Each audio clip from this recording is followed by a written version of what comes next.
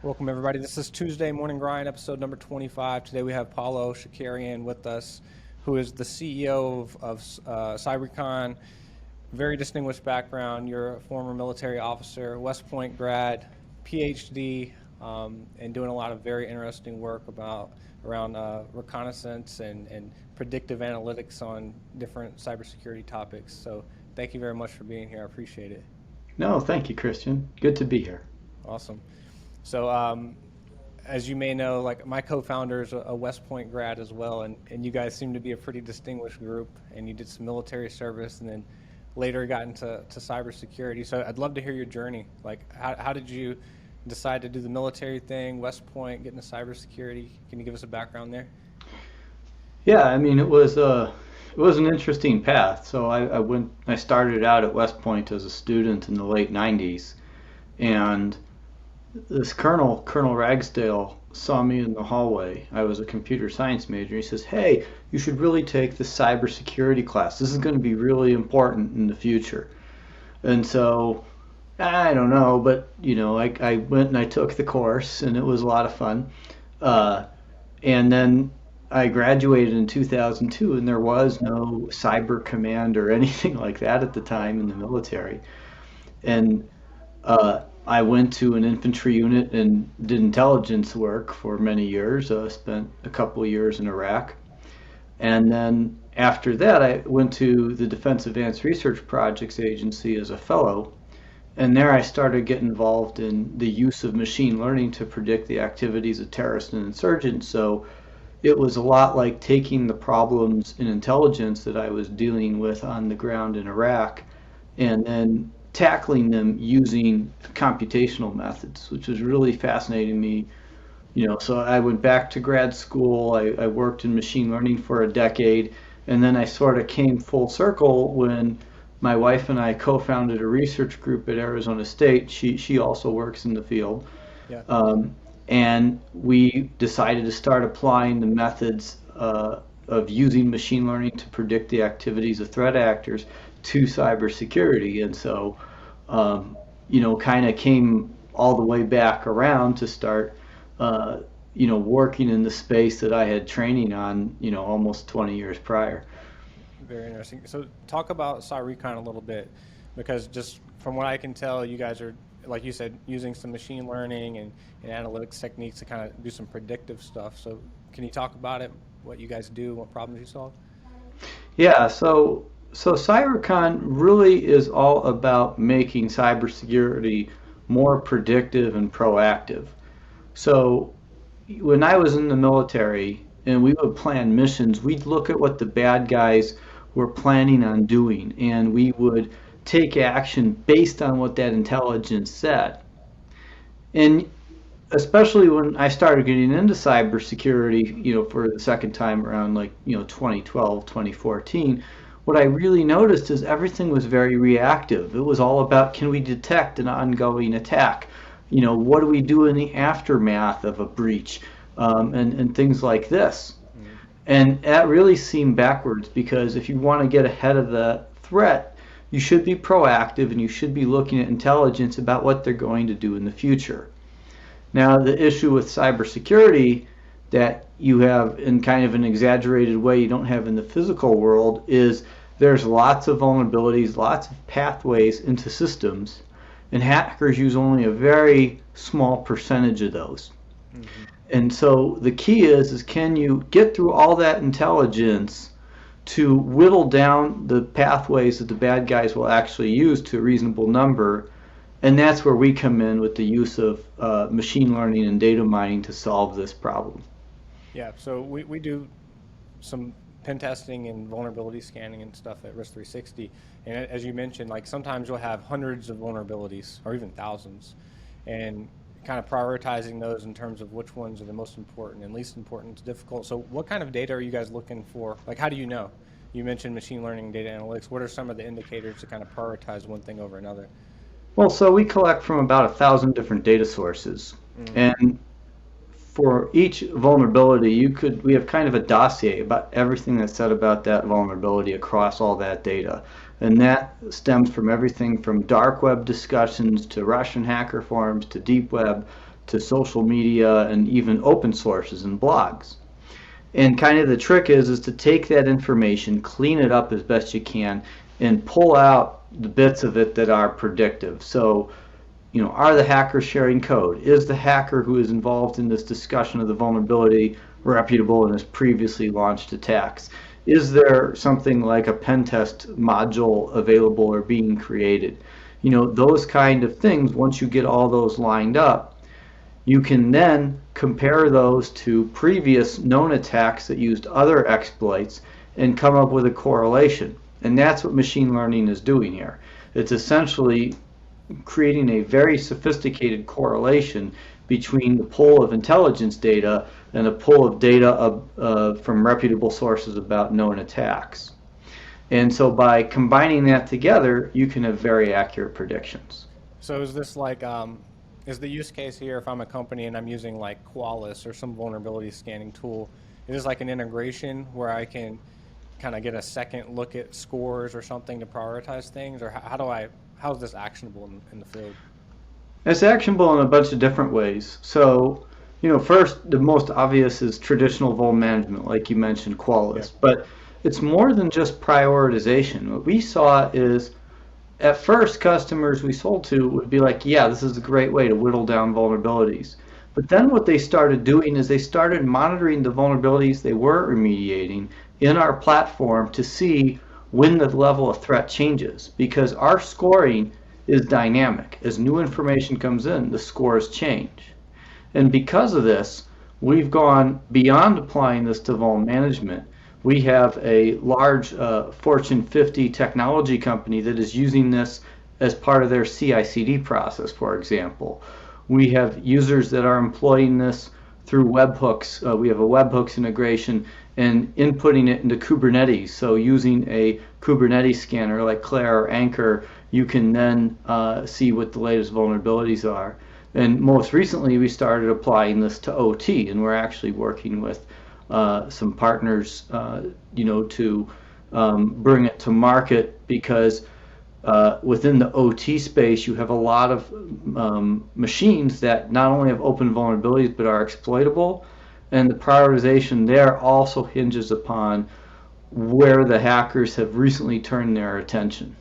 Oh, this is interesting. I want to revisit, you mentioned like the DevOps, the continuous integration, continuous deployment kind of thing.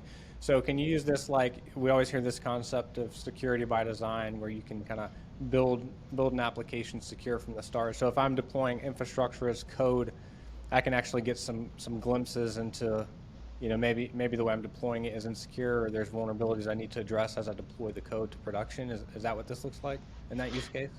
Yeah, and here's the thing. In modern dev environments, you're starting to get into the area of deploying not just code, but actual containers in many cases. Right. And there'll be an operating system, there'll be the base container image, maybe a database software, and not to mention, of course, open source libraries. And the dependencies amongst all those things make those systems very expensive to just swap out components. And so understanding where the threat is going with respect to an inventory of software that's being used in one of these products really allows you to operate more efficiently and focus limited development resources on fixing things that are likely to be attacked, as opposed to either letting them go or opposed to trying to fix everything, which is not tenable either. Yeah, makes total sense. What about the intelligence gathering part? Because that's fascinating to me. Because like you said, there's open source intelligence gathering, there's the quote unquote dark web, there's probably stuff in other languages that are popular. How do you guys go about like pulling data from different sources and intaking that?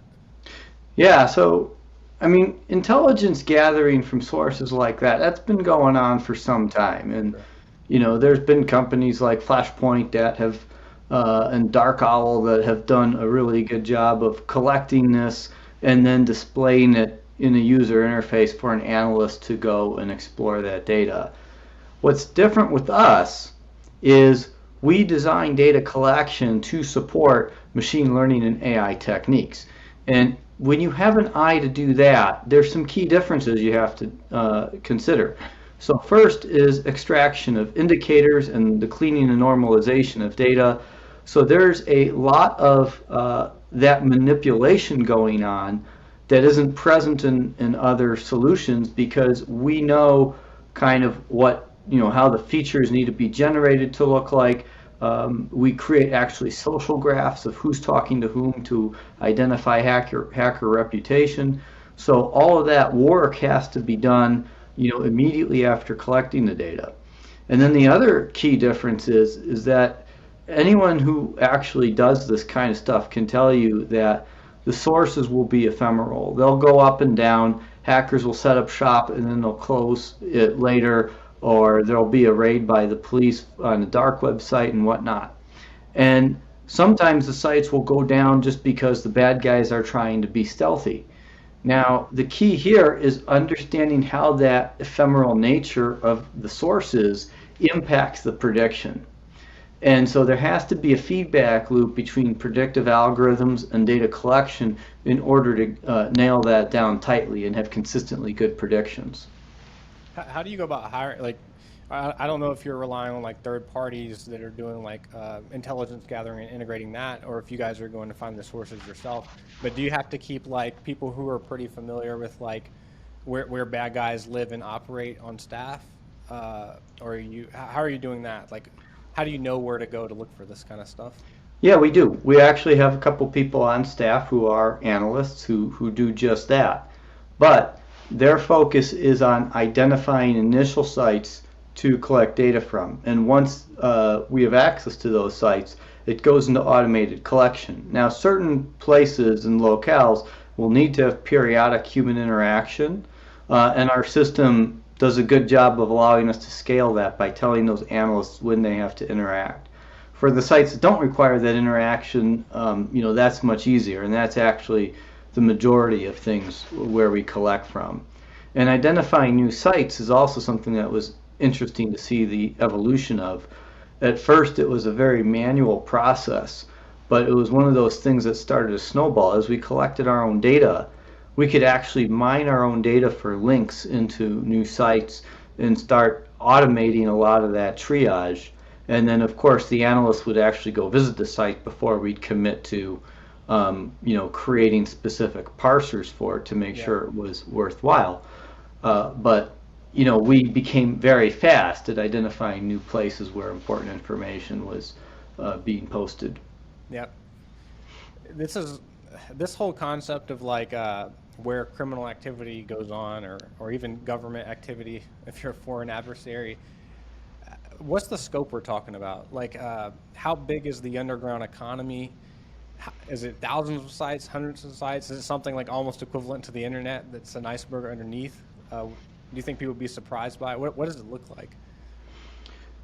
Well, I think, the thing here to remember is it goes, sites that you can use for prediction goes beyond the underground. The underground, I would say, depending on what numbers you're looking at for Tor, for example, you're talking like, 40 to 70,000 sites, which is very small compared to the internet.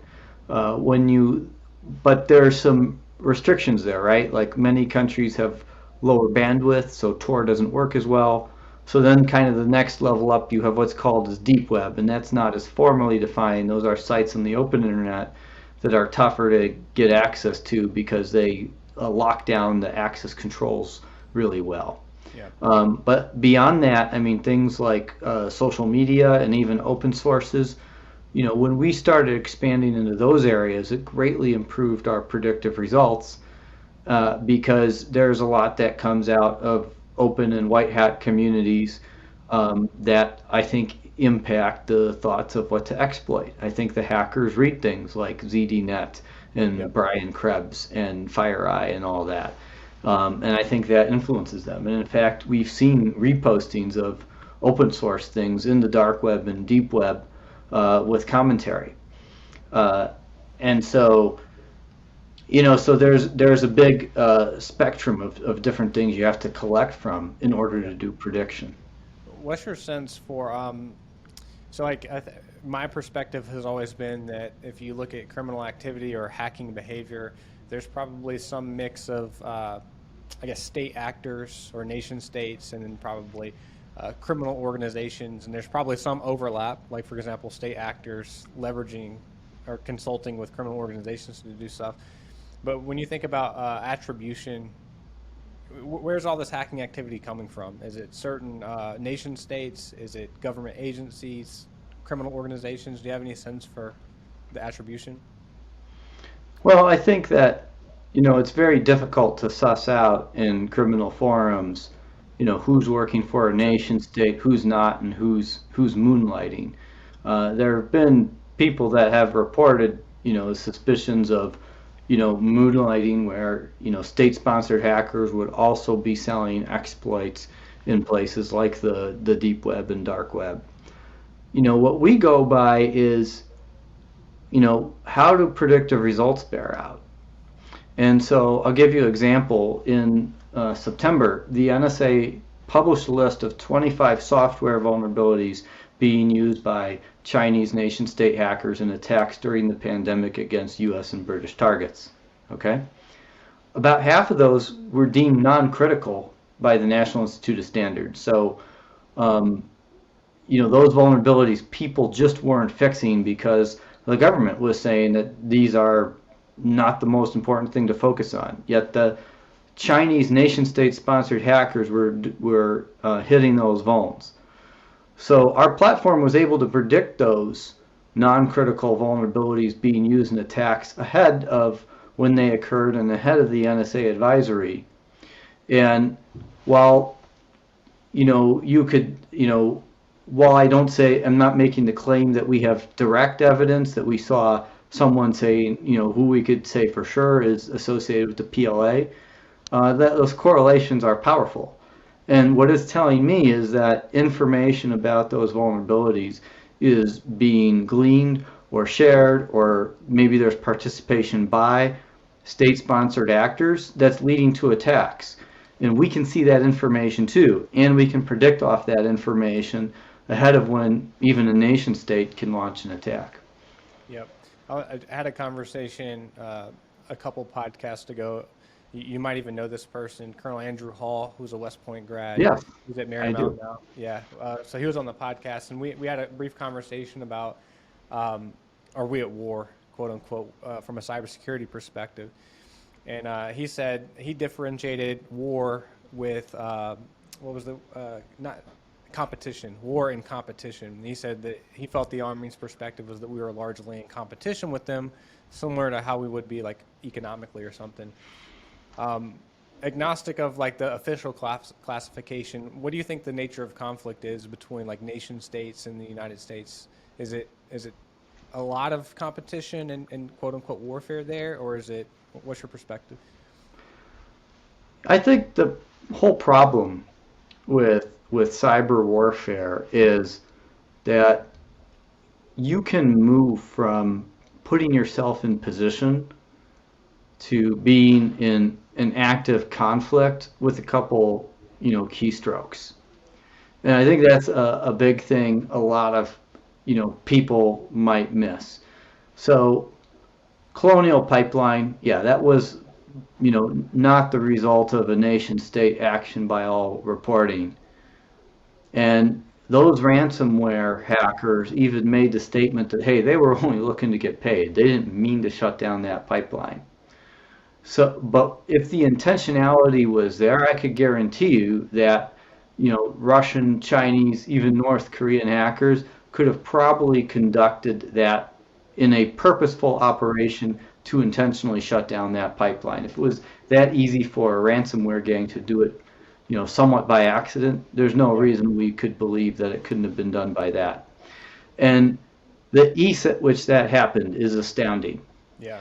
And so I think that, unlike, guys digging trenches or positioning tanks or moving aircraft carriers across the globe where you can see things coming a mile away, installing, malware in a variety of computer systems that can allow you to pull off a colonial pipeline, that's going on now.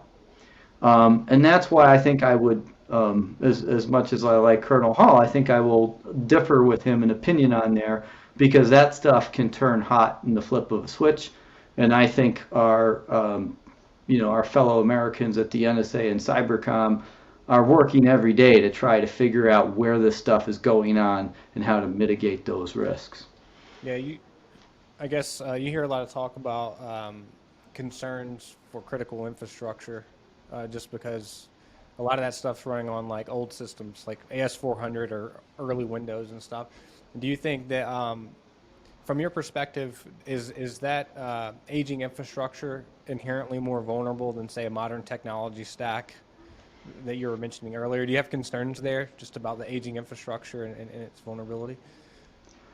Yeah, I think it's a definite concern, because especially in older systems, and when you start looking at the communication between, say, a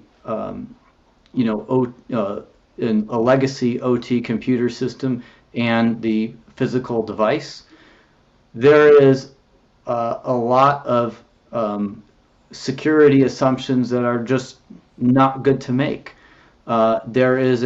Those systems were designed with a focus on making sure everything was available and viewing security as an afterthought. Many modern systems do the same, and they have their own set of problems. But I think at its core, legacy systems are in dire need of replacement, especially with regard to infrastructure. So yeah, I would agree with that. Yeah, it concerns me too.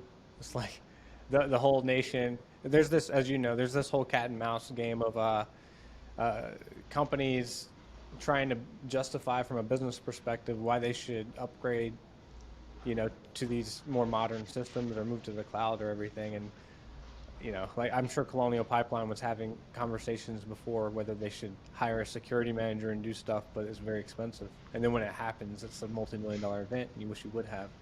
Are you having those kind of conversations with clients and prospects, or is like the folks approaching you largely like they already know they're on board with security, or is there any kind of convincing them of the business case happening? I think there's convincing of the business case for many clients, and even if they feel that they're kind of sold on the tech without it. And I think this is something that the entire security community needs to do a better job at. So I'll give you an example. So, the predictive results Cyricon produces are probabilistic. And we showed that you can take those probabilistic results and use it to create estimated breach costs based on what kind of remediation courses of action the company takes. So they can know, hey, if I patch this group of vulnerabilities, my expected cost of breach is $3 million versus this other group of vulnerabilities with the same amount of resources. Maybe the expected breach cost is $500,000 or something like this. Sure. And that kind of analytics, I think, is where everyone needs to move to. And it has to really start with the security vendors to make a push toward having that conversation with the CFO in their client companies. And there also needs to be a push on the accounting/CFO community where they need to start putting expected breach costs on the balance sheet, because a breach is coming to most companies and it's going to cost something, and that should be accounted for. And if you start accounting for that, now you can make better procurement decisions on what kind of technology you need to reduce that expected breach cost. And that's, I think, really where the industry needs to move to. Otherwise, we'll continue to have these conversations where essentially the board is saying that security guy or product is too expensive. I haven't seen any evidence of a breach, so I'm just going to roll the dice. And that's not correct. They're saying, by doing that, they're saying we have a 0% chance of getting a breach. This kind of spend security is not justifiable. And that's just not true. There is a very high probability they have a breach, and they're very expensive. So they should count on those costs. I like that. That's a good perspective. Cybersecurity is essentially a liability on the books, unmitigated. Right? Exactly. You know it's going to cost something. So anything that you spend towards it essentially reduces that liability. But you're right, most companies aren't treating it that way at all. I like that. What about, so you're getting all this analytics and this data and probably have some insights into what the data is telling you.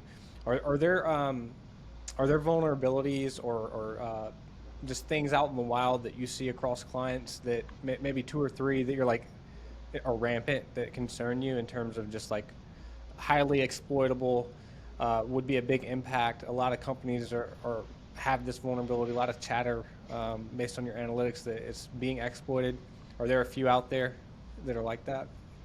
I'd say there's been two things in particular that have been on the rise during the pandemic in hacker discussions, and one has been exploits for VPN vulnerabilities. And we're seeing now a lot of major attacks are leveraging VPN vulnerabilities. There's even some suspicion, Colonial Pipeline, we don't know what exactly led to that, but there's some suspicion it was a VPN vulnerability. Numerous other ransomware attacks have been leveraging that over and over again, and these are avoidable at this point. These vulnerabilities, we predicted all those VPN vulnerabilities to be exploited, but at this point they've been exploited so much, this is not even a hard thing to predict. It's like predicting it's going to be hot here in Arizona, you know. And on the tails of that, though, we've actually released some recent research in the last couple weeks. We're seeing the same kind of trend in Docker and Kubernetes vulnerabilities. And again, as companies accelerated their digital transformation efforts, which came right behind the acceleration in work from home, hackers turned their attention to the vulnerabilities that become more prevalent. So when we moved to work from home, boom, VPN vulnerabilities became a big topic for hackers. And what was the next step many companies took was digital transformation, moving to the cloud. So now we're seeing a rise in interest in Docker and Kubernetes vulnerabilities. And many of these also are hard to patch because no one wants to, have to upgrade their container orchestration platform, and I can understand that. But hackers are coming for that, and that's going to be probably the next, group of vulnerabilities that gets hit a lot. Yeah, there's definitely this trend, at least amongst my clients, and I'm sure this is common with everyone, is a bit of a false sense of security.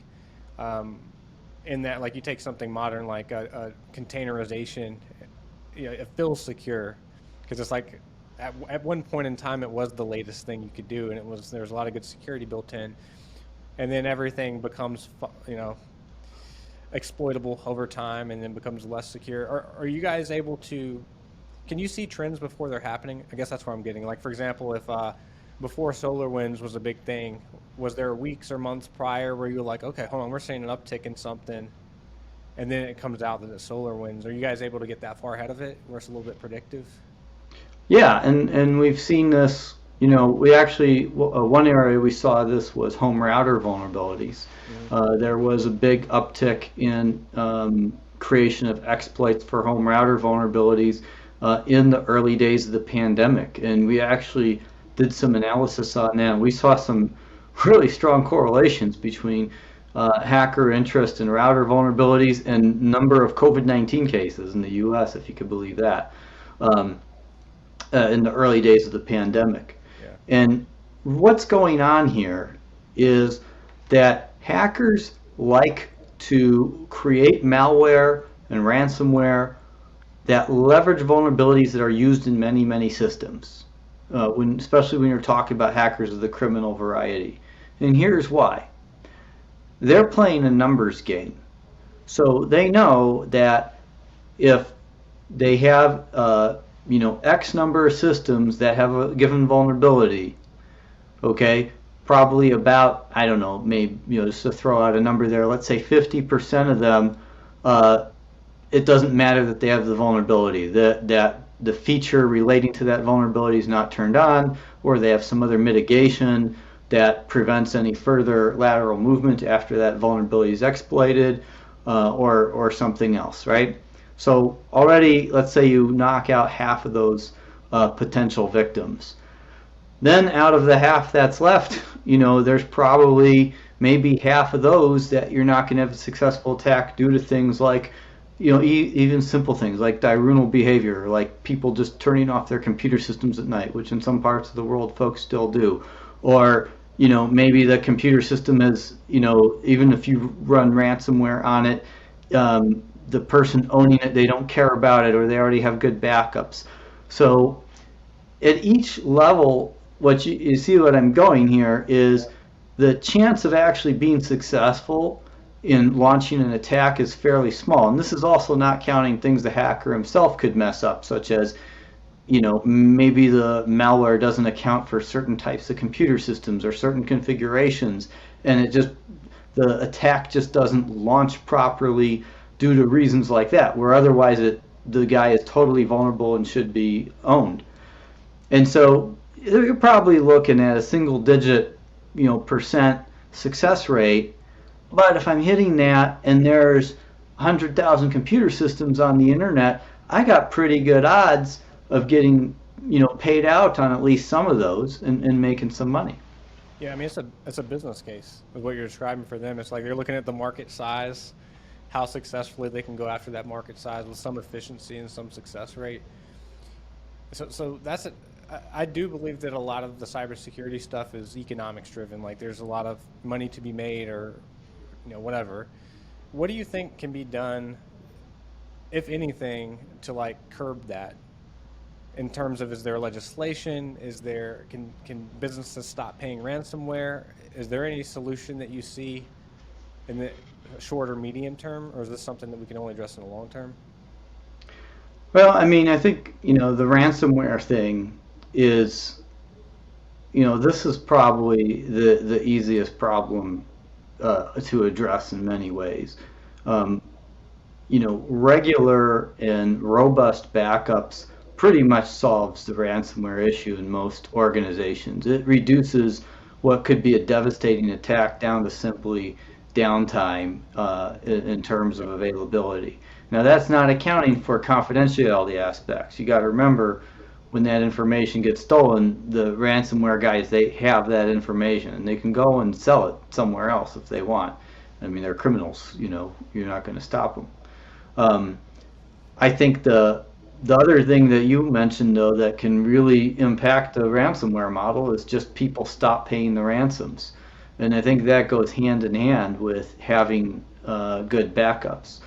I think there also needs to be a change in culture where, if someone suffers a ransomware attack, that organization should be treated the same way socially as if they had just leaked all that customer information, because it is a data breach.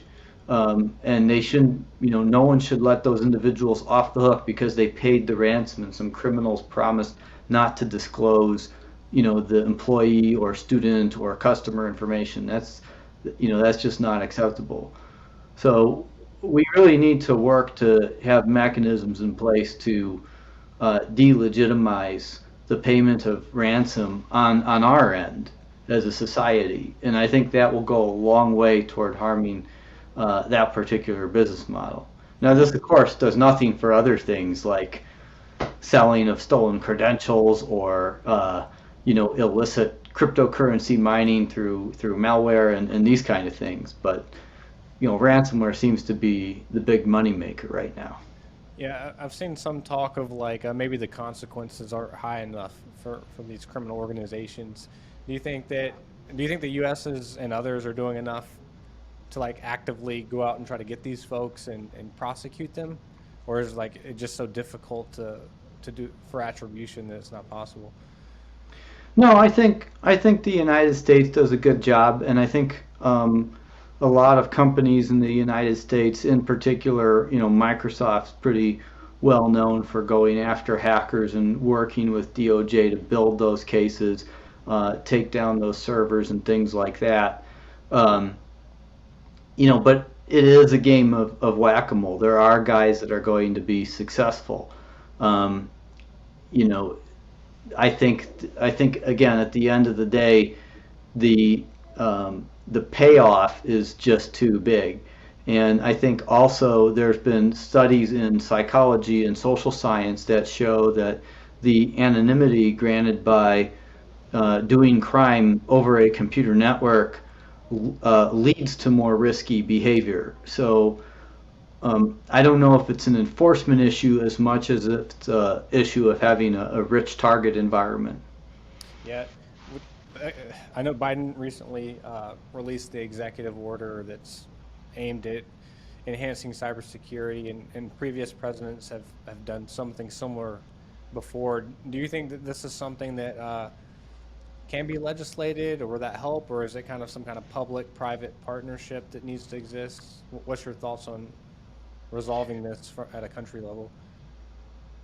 Well, I think there really needs to be uh, more help provided, particularly to the SMBs by the government.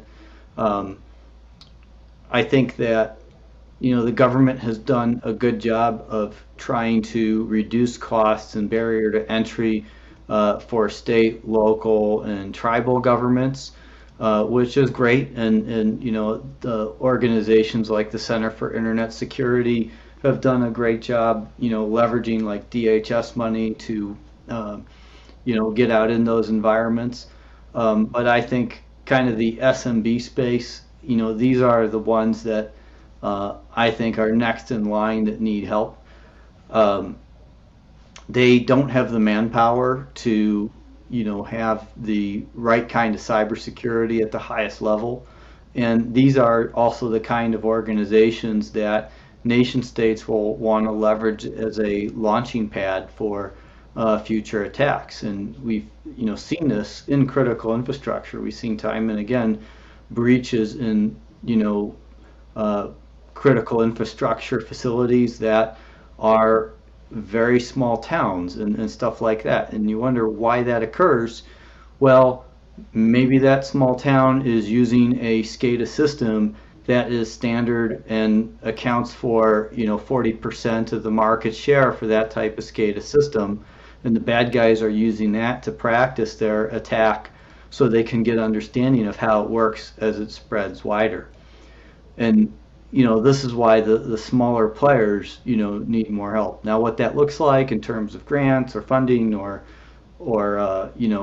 help that comes from an organization like the DHS, I don't know. But I know they do need a lot of help. Yeah, it's a tough problem. What about so there's some thoughts, and I'm not well educated on this, but every nation has an offensive security branch, if you will, like their own hackers. Like we have a lot of stuff we're doing from nation to nation. How do you think? What role does that play? Like we have like the CIA, the FBI, we have Department of Defense, etc., and NSA that are also likely developing their own exploits and leveraging them against other countries and things like that. Do you see that as problematic or mandatory? What's your thoughts there? I think that's just part of the environment at this Yeah, point. yeah, I mean, there's really no way that's going away. Um, it's really clear that our adversaries as well as the U.S. will continue with the offensive cyber operations, and it'll just be a fact of life. Now, what we can work to mitigate is issues of leakage. What happens when a an exploit used by the NSA gets stolen by an adversary and gets leaked out to the public at large, like we saw with Eternal Blue in 2017? yeah, Right now, that's a serious issue, and we need to understand how do we do consequences management around that.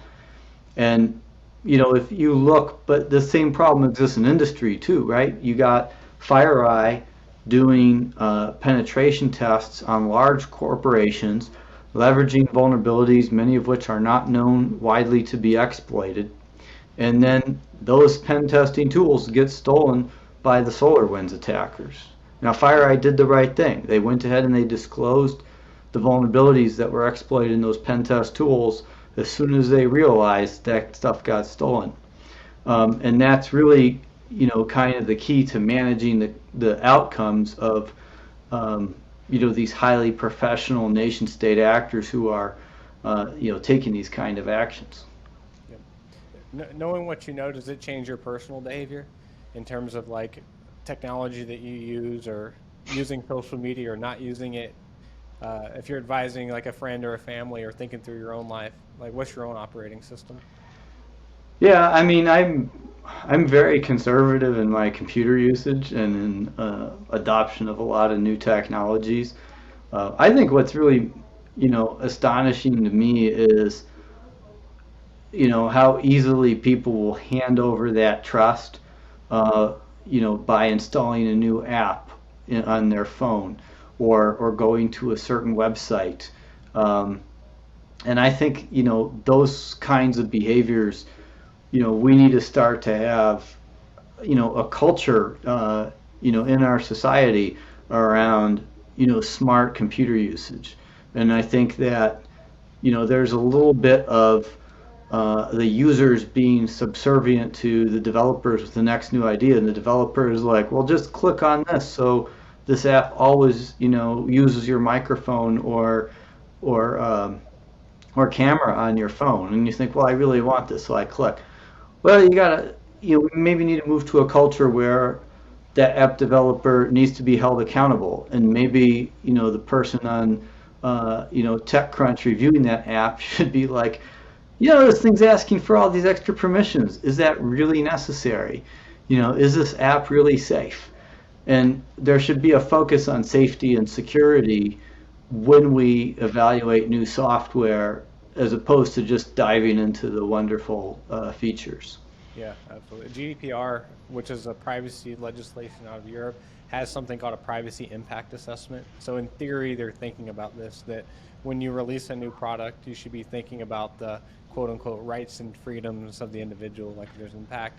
I don't think that's widely or well adopted, but there's at least some thinking somewhere that we should be doing those types of things.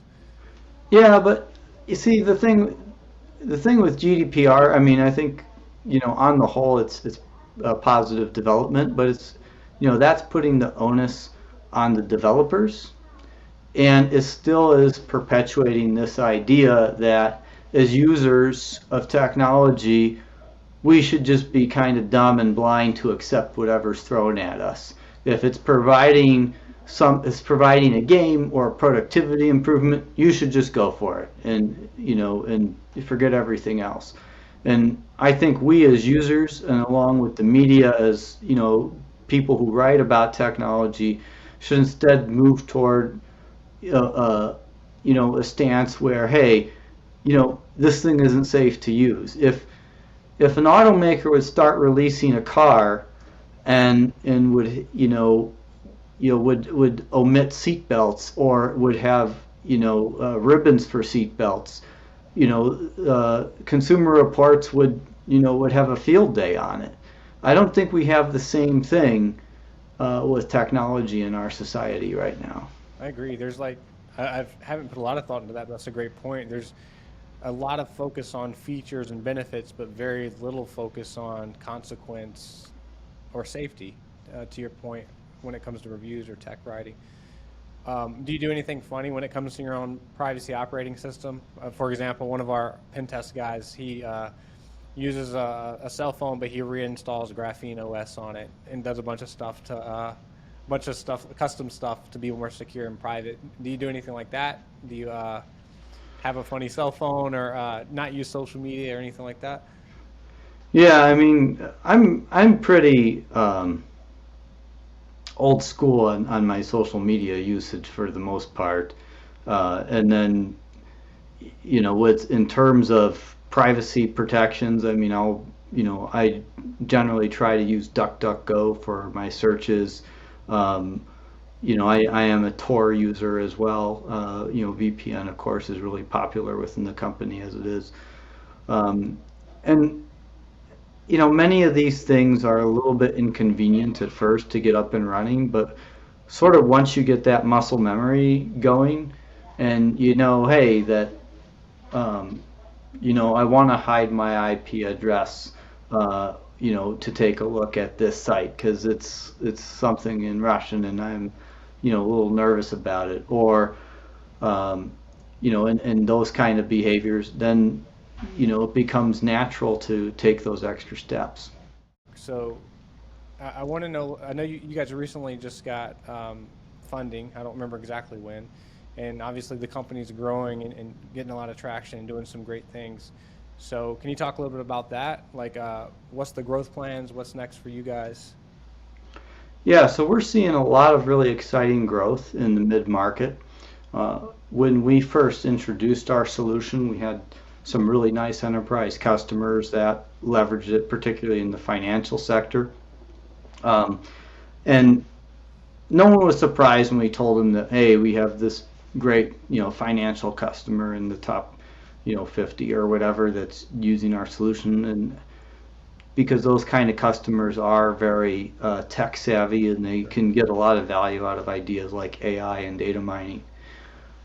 What was really eye-opening for us was seeing that our partners could sell this to the mid-market.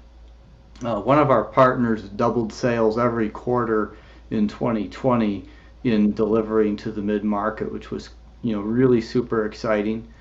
And when we looked at it, the reason it's simple is that we're essentially using machine learning as a way to either augment or substitute an intelligence analyst, rapidly make predictions through mountains of data.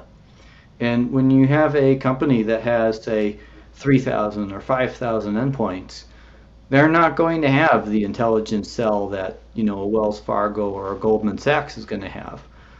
They're going to have a guy who's probably doing both vuln management and SOC ops, and maybe filling out compliance check sheets every now and then, and he doesn't have a lot of time. When you give him a predictive result, that individual can now rapidly triage his vulnerabilities and take action without reading a mountain of intelligence. Yeah, that's a great point. I know there's probably a lot of listeners that want to add something like this to their security kind of tool set. What's the best way for someone to purchase this or reach out to you to get more information? Do you sell it directly? Do they have to buy it through third parties? How can they find out more? Well, we sell both directly and through partners.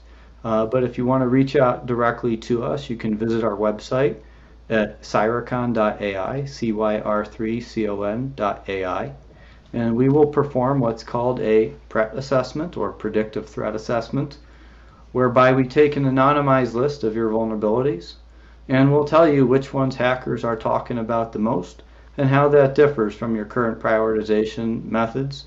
And so whether or not you go with the product, at least you know that, hey, these are the vulnerabilities you're not patching that hackers are discussing that could potentially lead to a very damaging situation for you. Awesome. And if you guys are looking for that website, Cybercon's one of the very smart companies that also put a 3 in the middle of their name, like Risk360. So fine. Awesome, man. Well, thank you so much for being here. Thank you for what you guys are doing in the industry. I think this is the stage we need to get to as an industry with machine learning, with automation, predictive, getting ahead of stuff.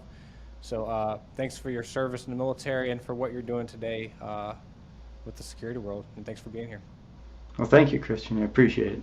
Awesome. So if you guys like this kind of content, you like hearing about the latest security trends, you can find Tuesday Morning Grind on YouTube. Just go to YouTube and search for Risk360. There's a playlist called Tuesday Morning Grind.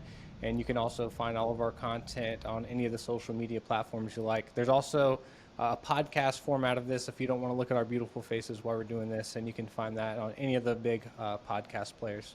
So thanks again, Paulo. Looking forward to the next one. Thank you much.